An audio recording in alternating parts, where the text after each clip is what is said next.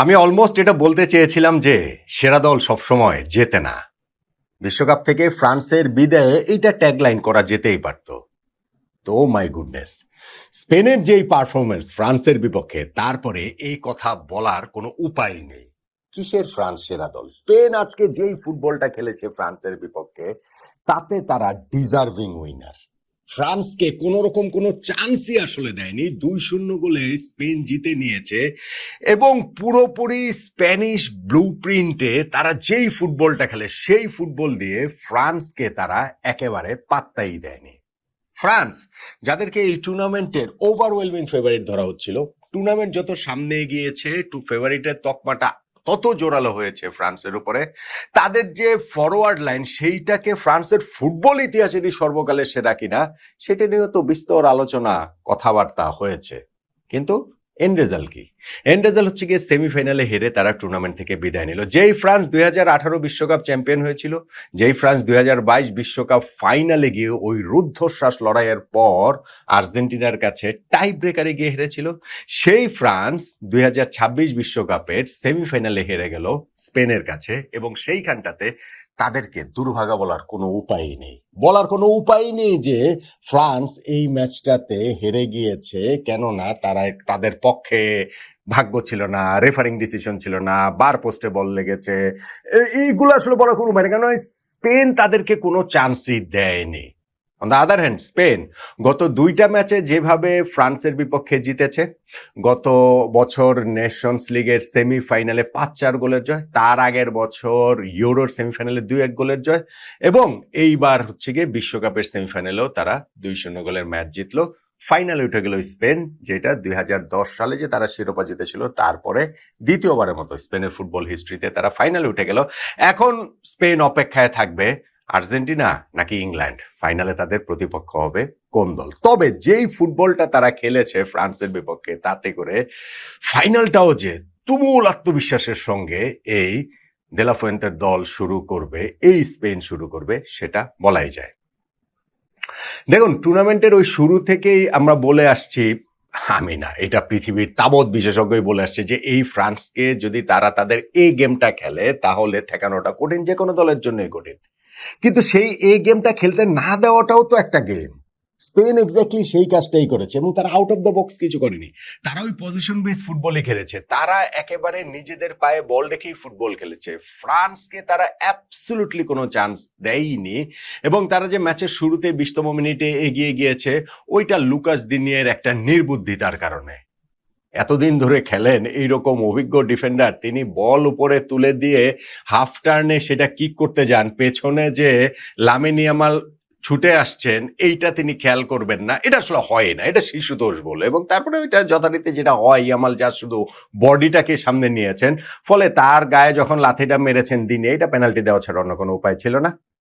Mikel ওয়াইয়ারজাবাল তিনি ওই penalty spot থেকে গোল করে স্পেনকে এগিয়ে নিলেন। ম্যাচে তখন ধরেন 20-22 মিনিট, ঠিক আছে, ফেরার তো সময় রয়েছে। ফ্রান্সের জন্য আরেকটা সেটব্যাক ছিল যে ধরেন উইলিয়াম সালিবা, তাদের সেন্ট্রাল ডিফেন্ডার, ইনজুরি কারণে তাকে মাঠ ছেড়ে বেরিয়ে যেতে হলো। কিন্তু তারপরেও মনে হয়েছে যে এই ফ্রান্স কি আসলে কোনো না কোনো ভাবে কোনো না কোনো সময় তো তাদের ওই অ্যাটাকটা জ্বলে উঠবেই। তাদের ওই Kylian Mbappe, Michael Olise, Ousmane Dembele, Bradley Barcola, second হাফে বার্কোলাকে সরিয়ে যখন হচ্ছে গিয়ে নেওয়া হলো ডিজায়ার ডুয়েকে, মানে কোথাও না কোথাও কোনো একটা জায়গাতে তো হবে, কিসের কি কোনো চান্সই তারা আসলে পায়নি। বরং স্পেন সেকেন্ড গোলটা পেয়ে গেল 58তম মিনিট এবং পেদ্রো পোরো, সেটা একটা ব্রিলিয়ান্ট গোল ছিল।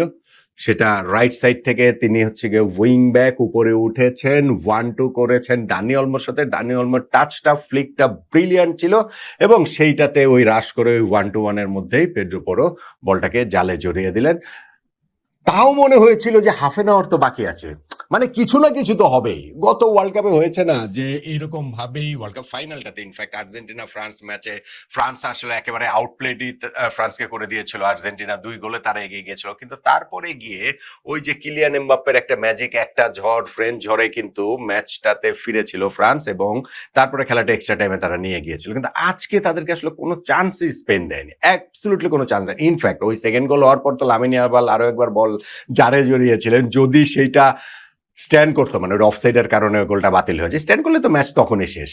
কিন্তু তখন শেষ না হলেও আসলে শেষ হয়ে গেছে, কেননা ফ্রান্সের আসলে কোনো কিছুই ক্লিক করছিল না। এমনকি এই টুর্নামেন্টে তাদের যে অন্যতম সেরা প্লেয়ার, তাদের যে মেইন প্লে মেকার মাইকেল ওলিসকে তারা আসলে তুলে নিতে বাধ্য হয়েছেন। কোচ দিদিয়ের দেশম এতটাই ইনএফেক্টিভ তিনি ছিলেন। উসমান ডেম্বেলে কি কারণে খেলেছেন তিনিই জানেন। ওই যে লাস্ট সময় পর্যন্ত হচ্ছে গিয়ে তিনি ছিলেন, একটা শট আর কি মেরেছেন, যা মানে বারের মধ্যে শর্টস অন টার্গেটই হয়েছে, এর চেয়ে বেশি কিছু হয়নি। কিলিয়ান এমবাপ্পে একেবারে ইনজুরি টাইমে তার পায়ের উপরে থেকে যেভাবে বল ছিনিয়ে নিলেন মার্কো করে, এবং তারপরে যেই সেলিব্রেশনটা করলেন সেটা গোলের সমান সেলিব্রেশন। আসলে ফ্রান্সের এই পুরো টিমটাই আজকে কোনোভাবেই ক্লিক করেনি। এবং আমরা যে বলছিলাম না যে ধরেন সর্বকালের সেরাইটা ফ্রান্সের অ্যাটাক কিনা, এখন তো ধরেন অলিভিয়ের জিরুও এদের চেয়ে ভালো। মানে আপনি যদি বলেন ভাই জিরো তো ওই ওয়ার্ল্ড কাপ উইনিং টিমের হচ্ছে গিয়ে মেম্বার, তো সেইটা তো বিবেচনায় রাখতে হবে। ফলে এন্ড অফ দ্য ডে যে সাকসেস দিয়ে সবকিছু নির্ধারিত হয়, এবং ফ্রান্সের এই দল সাকসেস পায়নি। দিদিয়ের দেশমের যে তুমুল সাকসেসফুল যে ফ্রান্স কোচ হিসেবে ক্যারিয়ারটার এই যে দীর্ঘটা সময় ধরে 12 বছর, তারপরে তার বিদায়টা হচ্ছে একটু বিবর্ণ হয়ে। হ্যাঁ, তৃতীয় স্থান নির্ধারণী ম্যাচটা ফ্রান্স খেলবে, কিন্তু সেটা তো আর এমন সিগনিফিকেন্ট কোনো কিছু নেই।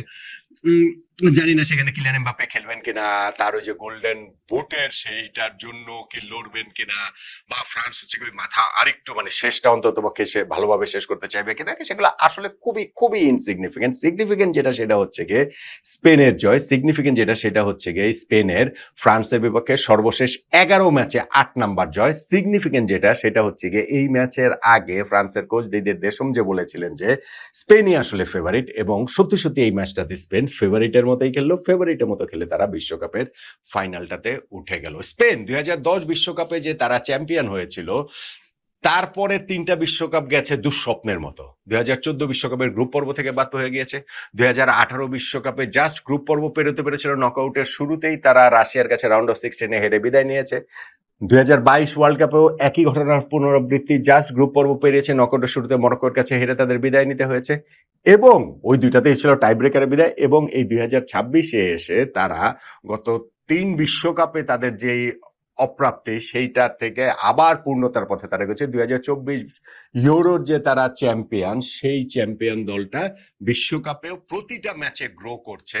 এবং আপনি যদি ওইভাবে চিন্তা করে দেখেন যে নকআউট পর্বের যে 4টা ম্যাচ তারা এখন পর্যন্ত খেললো, সেইখানে রাউন্ড অফ 32-তে না হয় অস্ট্রিয়ার বিপক্ষে, কিন্তু তারপরে পর্তুগালের বিপক্ষে, তারপরে বেলজিয়ামের বিপক্ষে, তারপরে ফ্রান্সের বিপক্ষে জয়। ফলে ফাইনালে আর্জেন্টিনা আসুক বা ইংল্যান্ড আসুক, এই স্পেনকে ঠেকানোটা কিন্তু কঠিন হবে। স্পেনের এখন যে আত্মবিশ্বাস রয়েছে, এবং এবং এবং আজকে যেই ফুটবলটা খেলেছে সেটা আবার ফ্রান্সের মতো হয়ে যায় কিনা, যে এই গেমটা তারা আজকে খেলে ফেললো, ফ্রান্স যেমন আগেই খেলে ফেলেছে, এই ম্যাচটাতে তারা টার্ন আউট করলো না। সো ওই রকম কোনো কিছু হয় কিনা আশঙ্কার জায়গা রয়েছে। তবে আজকের মতো এই ম্যাচ খেলতে পারলে ফাইনালে স্পেনের প্রতিপক্ষ যেই হোক না কেন, এই স্পেনকে থামানো দ্বিতীয় বিশ্বকাপ জয় থেকে ভীষণ ভীষণ ভীষণ রকমেরই কঠিন হবে। সেরা দল সবসময় শিরোপা জেতে না, বিশ্বকাপ জেতে না, এই ফ্রান্স সম্পর্কে ওই ট্যাগলাইনটা আসলে দেয়া যাচ্ছে না, কেননা আজকের ম্যাচটাতে তারা মোটেই সেরা দল ছিল না, এবং স্পেন তাদের মতো করে খেলেই ফ্রান্সের সম্ভাবনাটা শেষ করে দিয়েছে, উঠে গেছে বিশ্বকাপ ফাইনালে। এই স্পেনকে কে ঠেকাতে পারবে? আর্জেন্টিনা কিংবা ইংল্যান্ড, যেই দলে উঠুক না কেন ফাইনালে।